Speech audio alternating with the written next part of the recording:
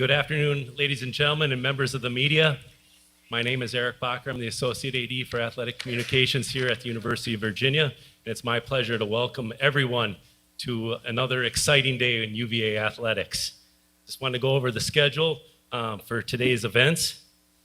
First, Carla will introduce our new head baseball coach, Chris Pollard.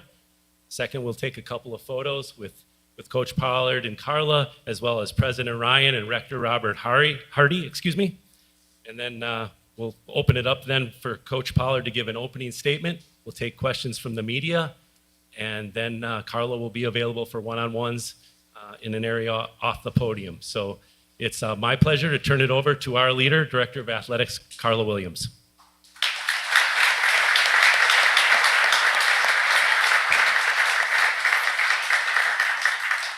Thank you, Eric, and thank you all for being here today for this very special occasion.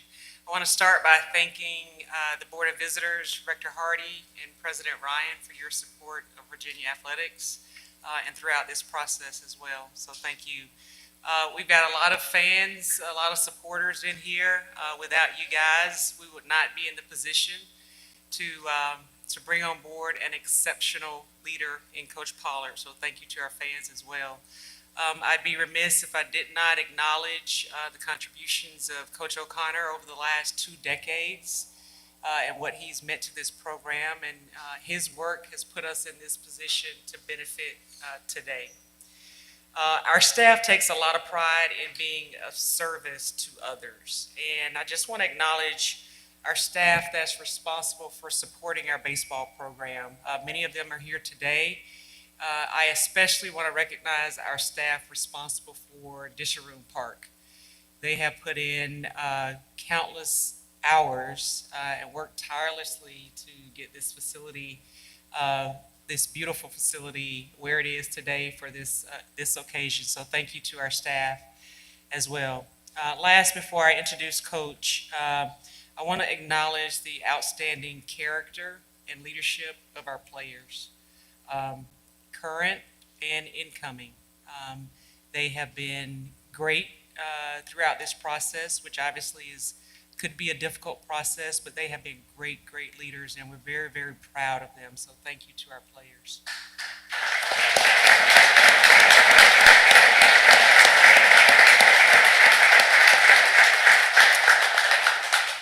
Coach Pollard, a proven winner, exceptional at recruiting and developing talent, exceptional at leading young men on and off the field. He is currently successfully navigating this new landscape in college athletics, and he hit the ground sprinting last Tuesday. As we know, college athletics has changed, but some very important core values remain. The education and the development of young people through sports. At UVA, we remain committed to competing for championships, and we remain committed to those core values. Coach Pollard is the perfect person to lead our baseball program into this new era. His determination, his sense of gratitude, his pursuit of excellence, and his blue-collar work ethic, which he first learned from his dad and grandfather in Amherst County, means that the future is very, very bright for Virginia baseball. So please join me in welcoming home our baseball coach, Coach Chris Pollard.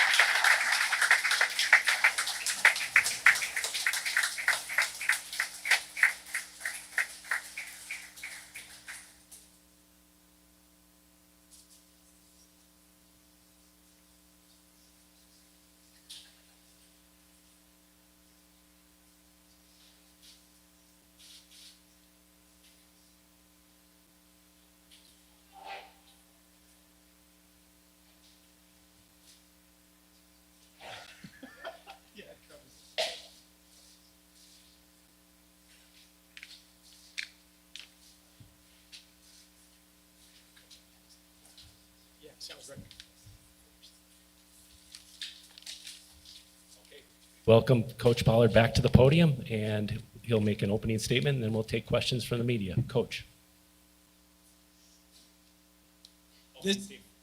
Absolutely. This is awesome. And I am really humbled. I believe wholeheartedly in the power of vulnerability. And I believe in high functioning team dynamics. I think vulnerability is a superpower. So I'll be real with you. I've had a huge range of emotions over the last 8 days. And not to mention my fair share of butterflies. And I tell our guys, like, when you get those butterflies, that just means that it's your body getting ready to do something special. And so with that said, the overwhelming feeling that I have had more than any is gratitude. And so with that, I just want to say how grateful I am to Carla and to Jim for giving me the opportunity to be a part of this incredible university. I want to say how grateful I am to the donors and supporters in this room and beyond who have been so meaningful in being a part of building something that is so special. One of the very best facilities in all of college baseball. The investment in scholarship resources. And Carla alluded to the new landscape. It's more important than ever, and it's extraordinary. And on behalf of our staff and our players, I am so thankful. I'm grateful to you guys. You've opened up your arms to our family. It's been unbelievably comfortable here over the last week. I'm grateful to all the players, both past and present, who have not only been welcoming, but have also helped me really shorten my learning curve. And as Carla said, we've been sprinting, and to have a shorter learning curve has been huge. I am super grateful to our staff for joining me here in Charlottesville. I'm excited for you guys to get to know them. What I appreciate most about this group is the high level of collective emotional intelligence. They are great relationship builders. I am eternally grateful for our time at Duke. Kevin White took a chance on a young coach with no Power 4 coaching experience. Nina King has been a great boss and a great friend and has done so much to move the needle for Duke athletics during her tenure. There will always be a piece of my heart and soul that I leave behind in Durham. I'm grateful to Brian O'Connor and all that he's meant to UVA baseball. My first full year at Duke was 2013. In that spring, we came here and played UVA in Charlottesville, and we were swept resoundingly.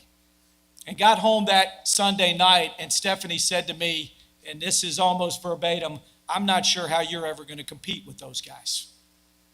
And so we came back 2 years later in 2015, and I literally had a notepad and a pen in my hand, and I said, I'm going to learn everything I can learn from this program and this man. And I just started taking notes. And then from there, Brian was kind enough to be a resource to me. And I would reach out to him when I had questions about the league or about how things should work at this level. And somewhere along that way, Brian became a friend. And I can tell you wholeheartedly, we want to honor his legacy. And I am so excited about the awesome challenge that comes along with trying to fill those big shoes. I am so proud to introduce you to my family. My wife, Stephanie, and I just celebrated 25 years of marriage less than a month ago. And when we met at Davidson as college sweethearts and she was a freshman, I don't know that she'd ever been to a baseball game. And now 31 years later, and a few thousand baseball games later, I walk into the house at night and she said, you really should bunt more. She knows the game that well.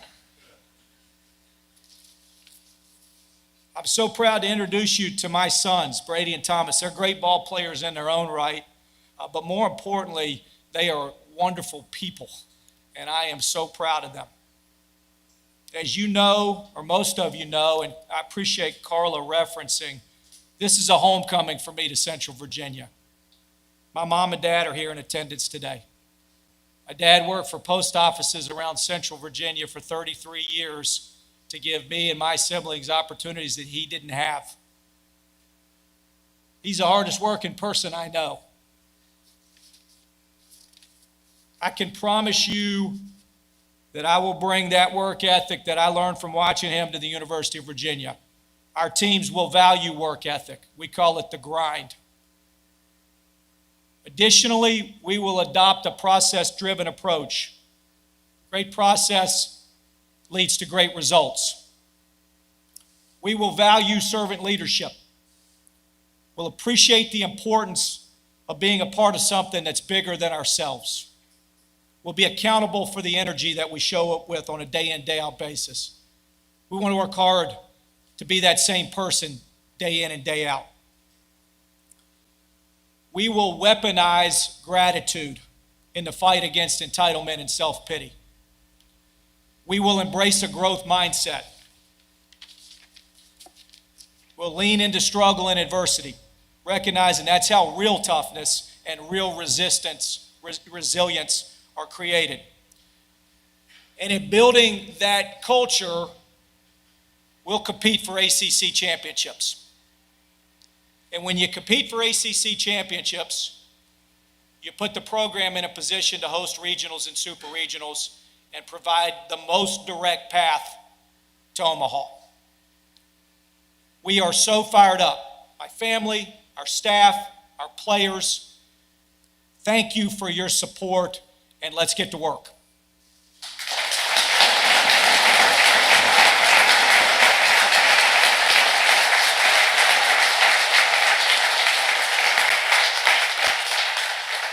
Okay, thank you, Coach. We'll start with questions of the media. We'll start with Jeff White over on the far side. Just please state your name and your media affiliation for Coach Pollard. Jeff White, VirginiaSports.com. Welcome to town again. Thanks, Jeff. How much do you think your knowledge of ACC baseball and your familiarity with the state of Virginia will help you in this transition? Yeah, for sure. And you can see it in this room, Jeff. Some of the best players that I've had the good fortune to coach over the last few years in particular have come from the state of Virginia.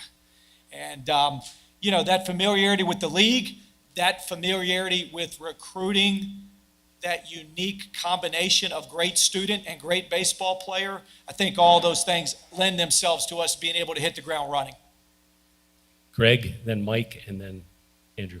Hey, Chris, Greg Medea from the Daily Progress. I'm just wondering, how is the roster building process going? And when you decided to take the job, did you know you'd end up being able to bring some of your players from Duke, as seeing some of the guys in the crowd here today? The roster building process has been frenetic. It's been about 18 hours a day, but it's also been really productive. We've made great strides, and I thought yesterday was maybe the best day, one of the best days we've had in these first 8 days. To answer your question, no, I had no sort of preconceived notion that any one player from Duke would make the journey to UVA. I'm excited about the opportunity, once guys went into the portal, to have conversations and to sell them on what the opportunity at University of Virginia is all about. The unique combination of a world-class university, still playing baseball in the ACC. But the easy part is all those guys had been in this incredible facility just a couple of months ago. So they had hit in the Zimmerman facility. They had trained in the weight room. And so knowing that you have that unique elite combination of academics and athletics and this facility to train in to become the best version of yourself, it didn't take a lot of arm twisting. Mike, then Andrew, then David. Hey, Coach, over here. Mike Barber from Seville right now. Congratulations. Thank you. I'm curious, you mentioned your friendship with Brian O'Connor. Have you spoke to him at all during this process or after taking the job? And you referenced those copious notes that you took about his program without giving away the secret sauce. What were some of the things you observed in this program that you took at that point? Yeah. So a couple of Mondays ago, when the news broke that Brian was going to Starkville, we were on the bus on the way back from Athens, Georgia, right? And so I shot Brian a text and congratulated him, and he got right back to me and just told him I was excited for him. And I told him, said, look, let's catch up when the dust settled. And then when the news broke Tuesday, he shot me the same text and said, hey, congrats, happy for you and the family. Let's catch up when we can both kind of come up for air. So that conversation hasn't happened yet, but it will. The biggest takeaway from competing against the University of Virginia over the last, not 13, but 14 years, because you remember we brought our Appalachian State team here for the NCAA tournament in 2012, is just the attention to detail. And we call it an Omaha standard attention to detail, right? And everything matters. And our guys hear me say this all the time. How you do anything is how you do everything. And so that was a huge takeaway in my early days at Duke, just watching that elite attention to detail. Andrew, then David.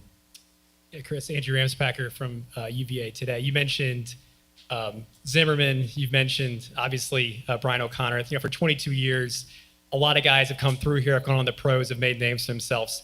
They've been under one coach. How have you connected so far with the alumni, particularly these last 2 decades, and how do you plan to implement them into your program as now it's under a different leader? Yeah, well, I mean, it's an enormous responsibility, and it's paramount, right? The ability to keep those connections and make sure that we grow and build those connections. I've reached out to Ryan, and I've got a bunch of other folks to reach out to, and Jim and Jeff Burton and I talked about it over breakfast this morning, and then by the time I had gotten here to the dish, Jeff had sent me about 10 contacts and said, here you go, have at it. It's super important, right? It's bridging the past and the present, and that connection creates opportunities in the future. And I'm fully cognizant of the fact that, like, I've got a job to do to earn their trust and respect, and no shortcuts for that. We've got to be great relationship builders and got to show them how dedicated we'll be with hard work and doing things the right way. David, then Jerry, then Xander. Chris, David Teal with the Virginian Pilot in Norfolk. During your opening statement, you referenced scholarship support and the importance of it. Just the other day, the university announced a gift from the Smith family that will enhance that support. Where will your roster be in terms of scholarship support next year in regards to the limits, once 11.7, now up to 34? Yep. Okay. Candid, honest answer, position amongst the very best in the ACC. And I don't know that I could have felt comfortable taking the job if it hadn't been. You know, I think all of us in the world of college baseball have sort of spent the last year benchmarking. You know, you'd stand around the turtle and go, hey, where are you guys going to land after the settlement? I don't know. Where are you guys going to land? You know, and so there was a lot of that back and forth. And I've told several people this when I jumped on the Zoom 2 Mondays ago with Carla, I didn't have a preconceived notion of where the University of Virginia was positioned.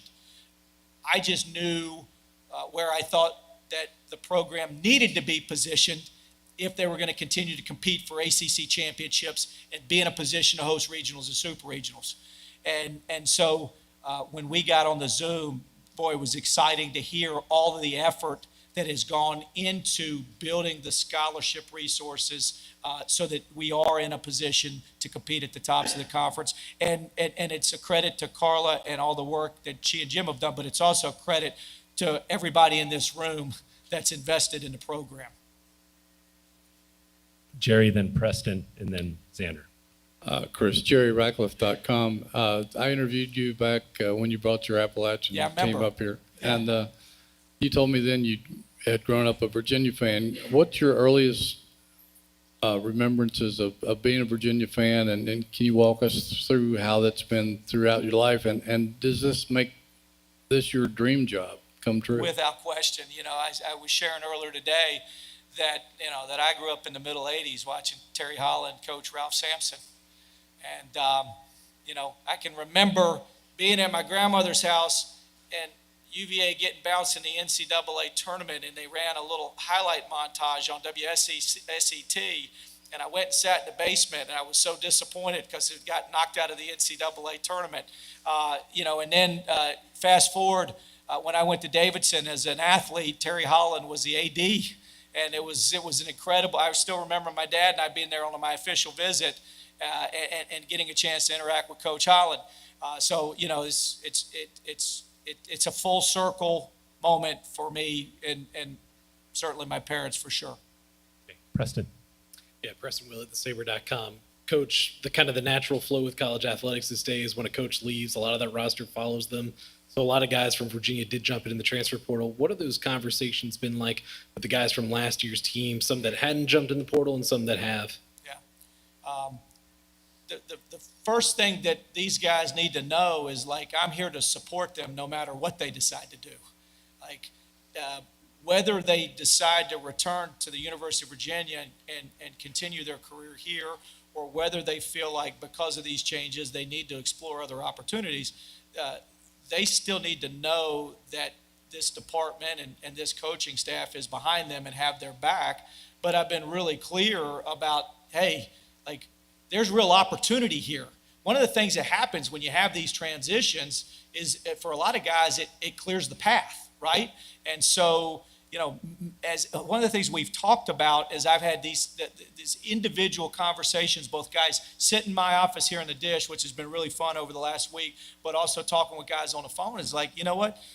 One of the things about transition that's cool is we're all going to be getting to know each other, and we're all going to be working to develop the relationship, and we're all going to be earning each other's trust, and we're all going to be earning each other's respect. And this is the truest form of meritocracy. There's no bias in place. It's everybody gets to go out there on the field this fall and earn it. And that's a really cool environment if you really like to compete. Sander. Coach Sander T-Lock, Cavalier Daily. Welcome to Charlottesville. Two-part question for you. So you mentioned earlier the grind and that culture you're trying to instill here. Can you mention the creation of that on your part? And also, number two, coming along here with your staff, what are the first steps to implementing that at the University of Virginia? Yeah, it's a really good question. So, foundationally, I feel strongly that before anything else, players don't care how much you know until they know how much you care, right? And so you have to build a relationship based on, I really know you and care about you as a person before I care about you as a player. And when you have that foundation, and then guys know that you have their back, and then guys know, wait a minute, this guy's going to work really hard too. He's not just going to ask me to work hard. He's going to beat me into the facility, and he's going to be here at the facility when I leave. And when guys feel that, you can push them really hard. I believe elite players want to be pushed. That's, guys want to be challenged. That's how you become the best version of yourself. But the foundation has to be there first. And that foundation of trust and care, and that's where, to go back to the very first thing I say, the importance of being vulnerable with each other is where that starts. As far as our staff, man, these guys are really, really good and nimble. And so they've been able to really hit the ground running with such a shorter learning curve. And I've said in my head, and I've said out loud over the last few days, I don't know how you make this kind of transition and hire a staff too. I can't imagine trying to reconstruct the roster while hiring a staff. The fact that these guys are in place and they're so good at what they do and they can be out front building relationships has made it so much more seamless. Not easy, but it's given us a leg up. Okay, we have time for a few more. We'll do Adam and then Jermaine and then David. Coach Adam Hawes, Charlottesville Media Group and baseball play-by-play on radio. In terms of recent changes to college athletics, transfer portal, NIL, has that changed your approach in talent evaluation, recruiting with your staff? And if so, how? I do feel really strongly that the foundation of every great program in baseball, may not be the case in every sport, but in baseball, the foundation is that high school athlete that has a chance to come in and grow in your system for 3 years. But the portal has allowed for the opportunity to really create the ability to plug guys in.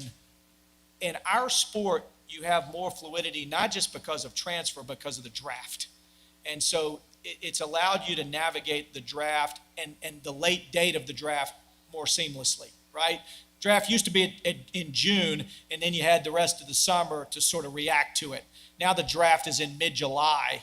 And so the ability to utilize the portal and to be creative and flexible in the portal, I think just gives you the chance to not, hopefully, have what we used to call like rebuilding years. Like, you used to kind of cycle through a big graduating class or a big draft class, and then you had to play a bunch of young guys. Now you don't have to always kind of start over with a really young group. You can supplement that group with some veteran, more experienced guys. We'll take one way in the back. Jermaine.